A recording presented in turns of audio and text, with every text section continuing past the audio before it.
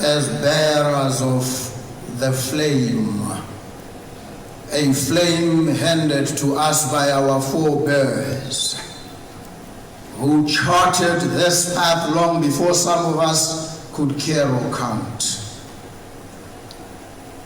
that relayed this flame across generations, handed it to us for us to steward, so we can hand it to generations yet to come.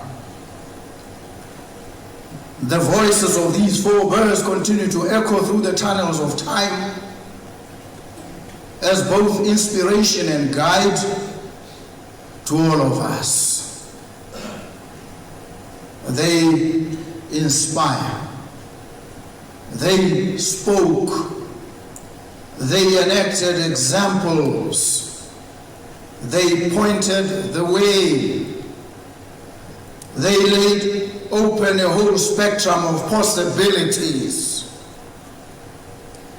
and were worthy guides to our region and to our continent. We recognize, we love them so. We appreciate the contribution that they made, one and all. I also appreciate the second addition to that worthy cohort of women presidents on the African continent, in particular our region, SADC region, as I warmly recognize the President of the Republic of Namibia.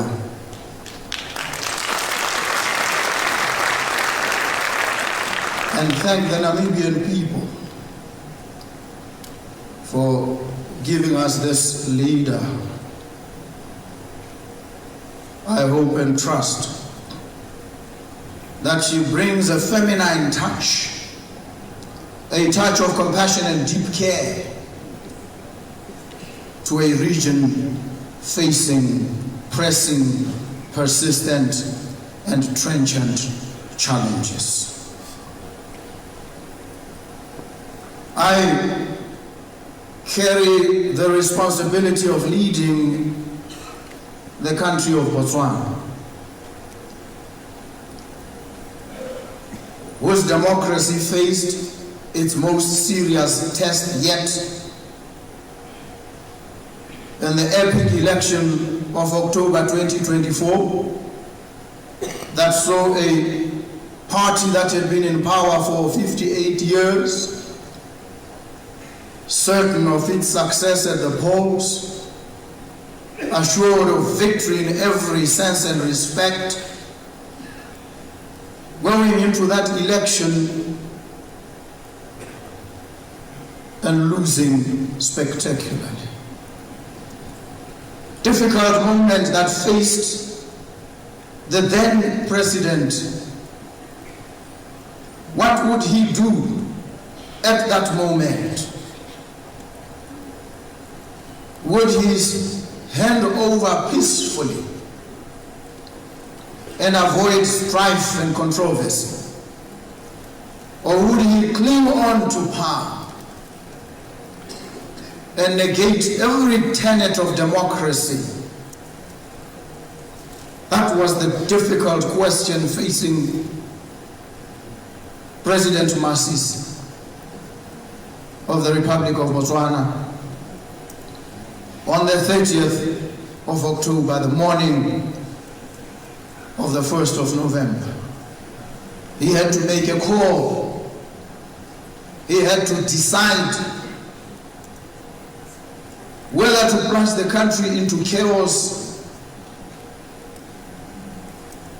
or to entrench its claims and cement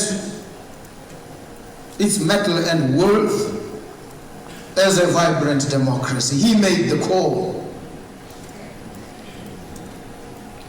and he handed over power peacefully, seamlessly.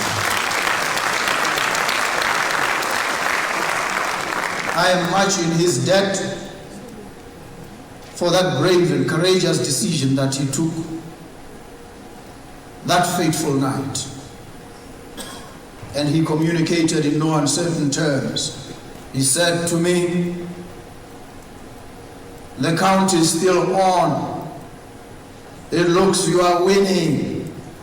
I want to give you my solemn assurance that if it continues like this, I will readily concede." These are words we would like to hear uttered in similar circumstances across the breadth and dimensions of the African continent. And if there is no inspiration, let Botswana be your guiding star, and others who've trodden this path before us, so that we cement and entrench the democratic credentials of not just the Southern African tip of the African continent, but the rest of the continent. We have recast the contours of democracy in the democratic space. And so, there was no democratic malfunction. Let there be no democratic malfunction anywhere on the African continent. Let us focus our collective attention on wrestling with the challenges that bedevil our continent. We've seen when the rough winds of circumstance demonstrated to us the challenge that faces multilateralism in today's world. We've seen how over-reliance on trade with certain powers of the world has rendered us so fatally vulnerable that we are now dependent on their mood swings. They determine what happens on the African continent. And this is because we've allowed ourselves to fall into a trap of self-loathing, where we've hated not just ourselves but our neighbors on the African continent. We've refused, we've been reluctant to trade with each other, to see and recognize each other's worth. We've come to that point, that inflection point in our history, when we must recognize that we need each other.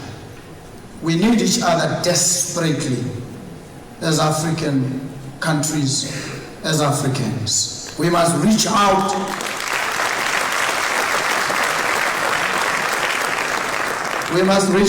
across barriers, across boundaries, across barricades, and find each other, and lean on each other, and hold each other by the hand as we strengthen, deepen intra-Africa trade.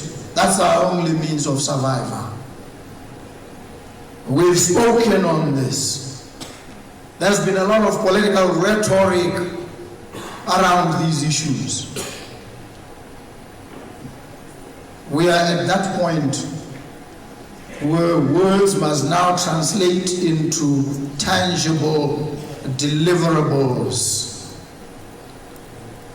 Hundreds of thousands of our citizens across the breadth, the length of the African continent are still caught in the hellish death grip of poverty and unemployment. Africa is in distress. It is calling out to each and every one of us. That cry of distress is a call to the rescue. And we must rise here and now and into the future and respond to that cry of distress. And so we are here today to carve pathways from the inalterable circumstances of our existence. with an appreciation that the institutions, the ways in which we've organized ourselves, are routinized and are collectivized, are stylized modes of behavior, must give way to transformative, radical, progressive ideas and actions. And with those few feeble words, let me exhort the whole SADC and indeed the whole of the African continent to action. Thank you so very much for the privilege of your company here and the pleasure of your kind attention. Thank you so very much.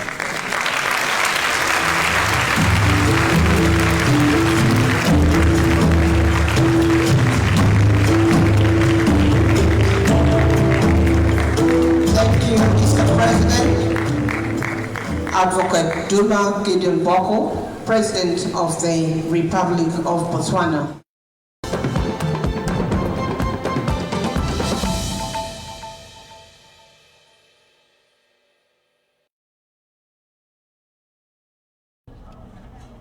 Ke nna le monyenyeo le boitumelo ja gore lephata le lešwa le tla re tlela ka ditlhabololo tse di botoka